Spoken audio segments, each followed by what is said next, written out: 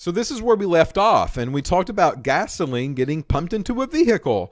And when we pump gasoline, it's not just one type of compound. There's actually tons of compounds that are going inside of your gas tank to make your car work. So we often call it a soup of compounds. And what we said before in the previous video, some are good for your engine, others are not good for your engine. So anytime you have a straight chain hydrocarbon, these are very bad for your engine.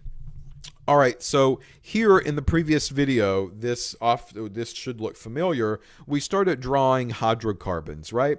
Well, there's a simple way that I can draw these structures without drawing every single carbon and every single hydrogen that's there. And I do this a shorthanded way. So here's the organic chemist short way. I do 2 carbons, so I draw a dot, and then I draw a line to another dot. That basically means CH3CH3. That is ethane. It's just a shorthanded version of ethane. Propane can be done the same way, right? There's 3 carbons that are there. They're all carbon, they're all hydrogen. So I kind of draw a dot, draw a line to another one. There's my second carbon. Draw another line to another one, and there's my third carbon. Well, there's propane. That's all that I've got to do. Butane is 4. So 1, 2, 3, and 4. Pentane is 5. 1, 2, 3, 4, and 5. Okay? Well, I can also do that for these compounds as well that have a double bond.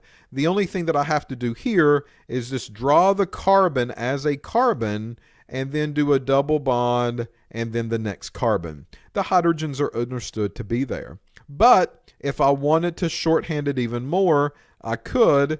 There's my 2 carbons connected to each other, and I just draw another line in between them. And that's understood to be a double bond. So if I had a structure that's C, C, double bond C, and there's H's here to make all of these happy, I could shorthand this to 3 carbons, 1, 2, 3. There's a double bond between these last 2, so I just draw another line that's there. All right, so those are what we would call straight chain hydrocarbons. These are bad. They're bad for your engines at least. So if you ever heard of knocking or your engine knocking, it's typically due to those really bad hydrocarbons that are present in your gasoline. Your engine cannot handle them. What it can handle, though, are things called branched chains. The more branched that they are, the better it is for your car. So let's say that I've got a compound and it's here. That's a straight chain. But if I start targeting any of these carbons and branching off of the parent chain, kind of like this, put a carbon up here hanging out, put a carbon down here hanging out, I've got 2 carbons here that are hanging out. These are branched chains, and these are much better for your engine and your vehicle. So that's what we mean when we call those 2 terms. Branched hydrocarbons are good, straight chain hydrocarbons are bad. Ethanol can be added. The reason that ethanol is added is to increase the volume. And this kind of works with your engine, and it just kind of makes gasoline a little bit more in volume so you can fill your tank a little bit cheaper because it's not all straight and branched chain hydrocarbons. So they kind of dilute it down with a cheater is basically what they did. E10, that's typically what you see on your gas pumps nowadays. E10 basically means 10% ethanol.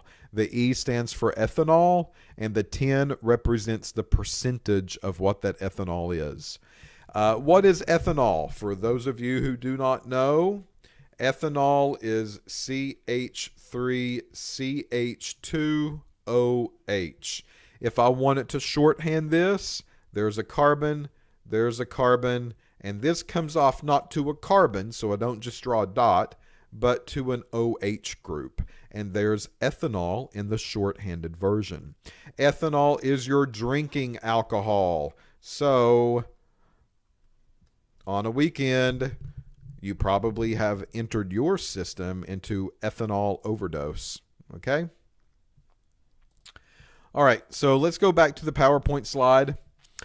Down here at the bottom, chemical processes can convert straight chain molecules to branched chain molecules, and that allows you to maybe have a better, cleaner type of gasoline for your engine, and they can mix these in different proportions to give you different grades. So that's where we see kind of the 87 and the 89 and the 93 coming in at your gas pump. Those are different grades of gasoline, and those grades are basically the proportion of how much straight chain hydrocarbon could be present in your gasoline sample. However, recently they reformatted the calculation a little bit, and now they base it off of what we call 2,2,4 trimethyl pentane. All right, so let me clear this out, and we're going to draw that structure. I'm going to give you a short little lesson in organic. 2,2,4 trimethyl pentane. All right, so pentane, the pent, I kind of think of pentagram. It's 5-sided, right? So pentane is 5 carbons. 1, 2, 3, 4, and 5. So 2, 2, and 4 are representing which carbons I'm talking about in the name. So imagine if I had to number these. This would be carbon 1, carbon 2, carbon 3, carbon 4, carbon 5. So the 2,2,4 means that there is something on the second carbon, so I'm going to draw a line. There's something else on the second carbon, so I'm going to draw a line. And there's something on the fourth carbon, so I'm going to draw a line there. Well, what's there? The name tells me. Tri meaning 3. 1, 2, 3. Right? 3 things. So it's represented in the name. Methyl. And methyl is the name of 1 carbon. So that means that this has a carbon attached to it, that one has a carbon attached to it, and this one has a carbon attached to it. There is my 2,2,4 trimethyl. Methyl, methyl, methyl on number 2 carbon, another one on number 2 carbon, and one on 4 carbon. It's just kind of like a puzzle that you've got to put together. All right, so 2,2,4 trimethyl pentane is basically assigned as a 100 grade. This is kind of the perfect hydrocarbon that you can give your car's engine. The higher the percentage of 2,2,4, the higher the grade of gasoline. So that's why you're paying a little bit more for the higher grades than you are an 87. A lot of times vehicles, depending on their engines and depending on the manufacturers, they cannot use low-grade gasoline. They need the higher level of 2,2,4 trimethyl pentane in order to work properly so that your engine doesn't knock. So that's how these 87s and 89s and 93s are calculated. So on this slide, this is the shorthanded version up there at the top of 2,2,4 trimethyl pentane. Just use what you've known already now from the videos, and you can probably draw that structure on your own or something similar to it. Does it matter that on that second carbon both are pointed up? The answer is no. You could have drawn one up and one down. It doesn't really matter that structure's saying the same thing. They just thought that that looked a little bit prettier, and that's why they drew it that way. So that's what they call octane. It's a 100 octane number. Oct is octopus, 8 legs, right? So octane should have 8 carbons. Well, it doesn't really have 8 carbons, does it? Well, yeah, it does. Here's the first carbon, second carbon, third, fourth, 5th in the main chain, number 6 from the methyl, number 7 from the second methyl, and number 8 from the third methyl. So it is an octane, but it is not octane as an organic chemist would know it. But it is a structure that has 8 carbons, and this is a slang term that is used for 2,2,4-trimethylpentane.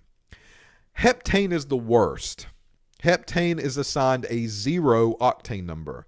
That means no matter what type of engine I put heptane into that gasoline tank, my engine's going to start knocking, and it's not going to be happy, and it's going to sound horrible. So heptane is a 0, 2,2,4-trimethylpentane or octane is a 100, and the proportions of each one of those is going to give me the different grades of gasoline. All right? Okay, 93 again means 93% octane or equivalent. All right, so the lab scenario here. The lab scenario, the consumer advocate is inquiring about a product known as thrust. They want the octane number of the component to see if the product improves engine performance. And they tell you in the lab scenario that the component must have an octane number greater than 87. So they're going to go through and they're going to kind of mention to you, these are the tests that you need to do on this product to figure out what it is. You're going to do boiling point, you're going to do refractive index, and you're going to do density. All 3 of those tests you have done if you have taken the 114 or 115 class with us. If you've not taken either one of those classes and you're joining us in the summer and you're unsure about how to do them, you need to come and get us, and we'll be happy to show you how those processes work. So once you do the boiling point, once you do refractive index, once you do density, you're going to look at a list of about 10 or 20 different possibilities, and you're going to pick out which one you think your component is. And when you do that, the table in the book has an octane number that's right beside of it. And your job is to figure out if this substance that they're selling to people on the market, does it have an octane number greater than 87? If it does, then it does improve the engine performance. If it does not, then it does not produce engine performance, an increase in it at least. All right? So that's all that you got to do with the lab. So once you figure out what your unknown is, you'll write your conclusion up, you'll turn it in. We're not going to tell you which one you had. And then hopefully if you've done your job the right way, you'll get those points when we give you the grade sheets back, and we'll say good job, right? If you lose out on those points and you want those points back, then my advice to you is to do the lab again. But you don't have to rewrite everything again, right? The only thing that you have to do is just go in and modify and say a second attempt of the lab procedure was performed, and these are the new results that I've gotten. And then turn the lab book back in for a regrade, and maybe you'll get those points back if you correctly identify it. Okay? So make sure that you do the test the proper way. Make sure that you take extra care in producing these values. And if you're unsure, maybe some of them are pretty close and you're kind of in the ballpark of picking between 2 or 3, you might want to ask us. We might give you a hint. We might say, well, do your refractive index read again, and maybe you'll get a better number. And maybe that will give you a clue on what you should pick or what you should do different the next time that you do that test. All right, so good luck in the laboratory. I think that you won't have a problem with this one at all. It's pretty simple. It will be pretty quick. It's kind of like a one-day event type of thing, and it might even take you longer to write up the lab report than it does to actually do the lab itself. Okay, so I'll see you in the lab. That's it for the ID of a petroleum hydrocarbon.